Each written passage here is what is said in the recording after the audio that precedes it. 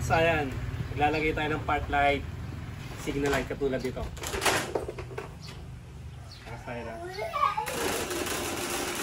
Part light, signal light.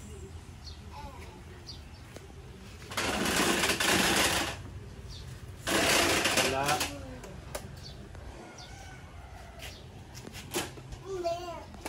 Hazard. Okay, siya kasaya na. Meron tayo sa XRM 110, Yamaha Sight, Rusi Macho 175. Meron tayo ngayon naman, dito tayo maglalagay. Dito tayo maglalagay sa TMX 125. Ito yung paglalagay natin. Ito siya ba? Gagamit tayo rito. Merong katulad dito ay kulay white. Kulay white yung kulay nito.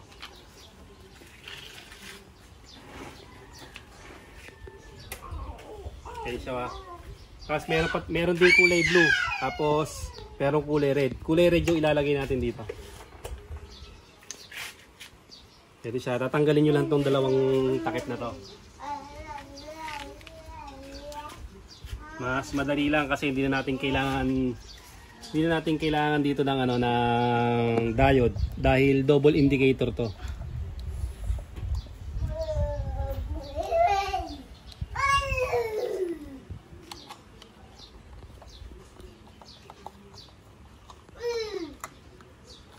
Kasaya na.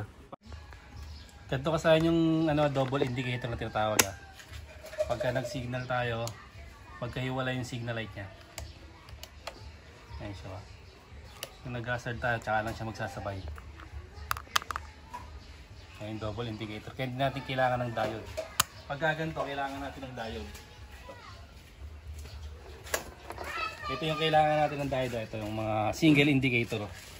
Pag nag-signal light tayo, dyan siya, kaliwa. Tapos pag nagkanan tayo, dyan pa rin. Malalaman niya yung pag naka-diode na kasi pag nag-hazard tayo, meron na rin siya. Doon, wala na tayong gagawin hindi na tayo maglalagay ng diode sa TMX 125 dahil double indicator na siya. Kasi ito, hugutin lang natin yan pag magpapalit tayo. Simple lang. Hugutin. Tapos suksok.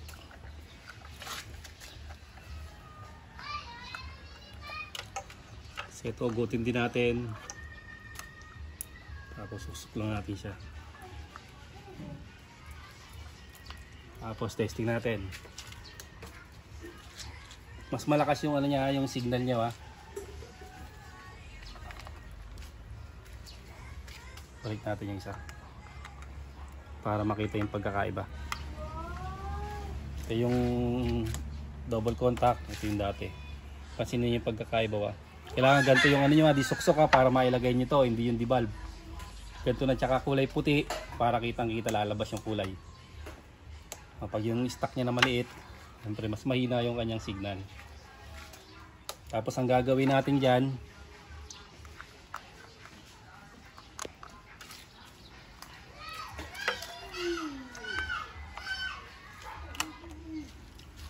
ito ang gagawin natin dito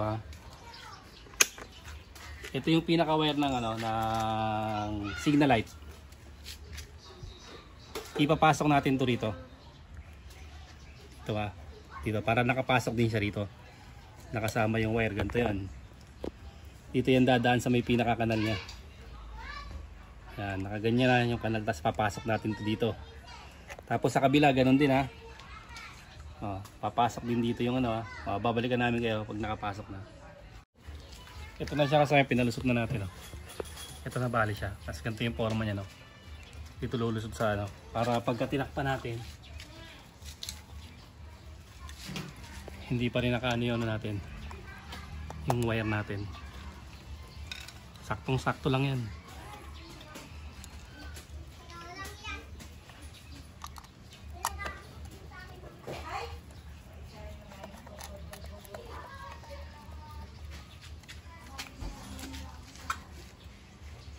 Sa kabila ganun din siya. Para nakalock pa rin siya. Meron siyang pinaka-lock dito sa taas Pasok siya, tas lock dito. Yan.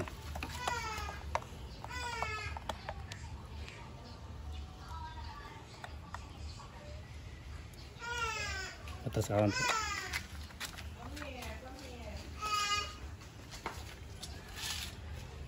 Depende sa kulay na gusto nyo, ha. Marami naman itong iba't ibang kulay. Meron siyang ano, white tsaka ice blue yung kulay dyan. Tapos bubuksan natin to.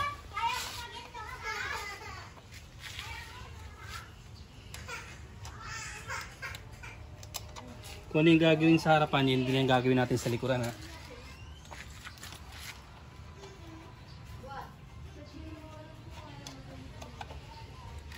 Hanapin lang natin dito yung ano, yung kulay brown sa ating pugad lawin.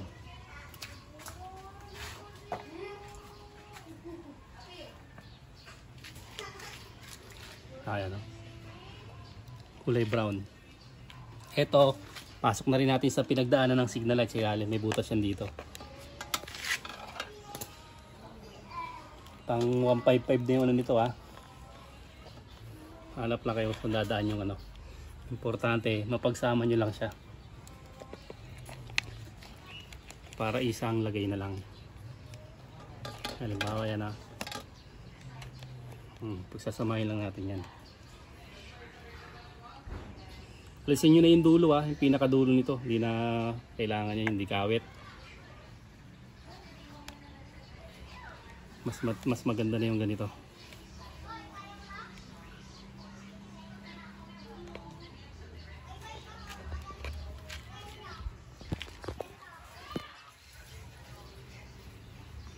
Yung ganito, hindi suksok.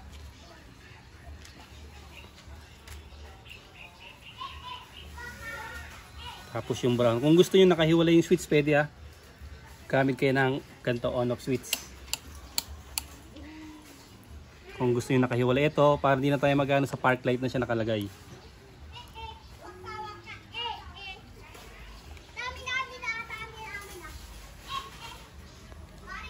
Ito. Park light, yung solid brown. Kaka-supply lang to pag binuksan natin yung park light. Sino kayo magkakamali dito, basta solid brown.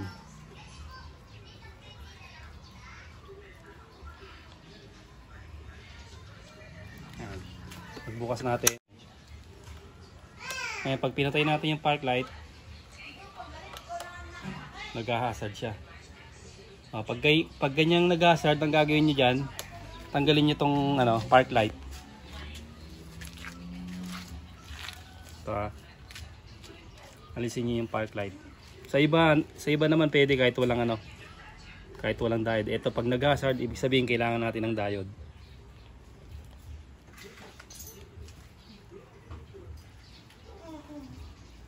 Kaya katulad niya, no, diode na yan. Sa busina to, ito yung marking. Ito yung papuntang park light sa kulay brown. Ito yung tag-isa, yung walang ano, yung walang marking, tag-isa yan dalawa.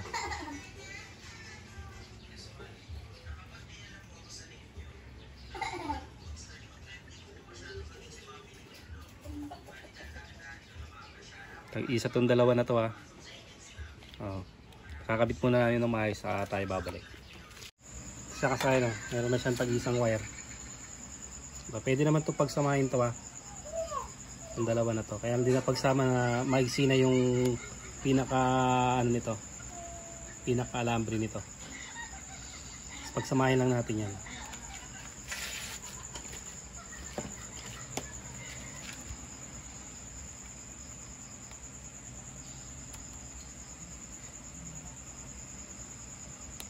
Papunta sa ano, sa park light natin o kulay brown. Bali magkasama yung anong kabila, ito pwede magdikit to, wag lang yung sa baba. Kasi pag nagdikit yung baba, maglolo ko yan.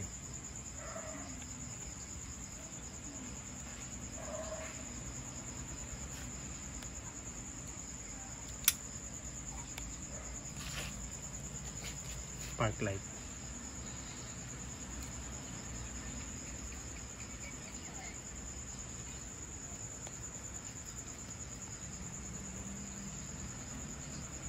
Tapos, testing na natin.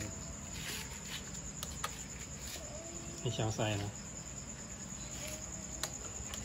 Kahit nakapatay, wala nang nag-aasal. Sa kabila, okay din siya. Ngayon, kung maglalagay kayo dito, pag nakabuhay, ayan siya.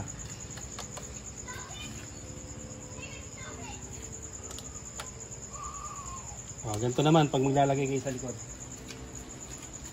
Ito naman siya. Ito kasi ano pa, kulay orange pa.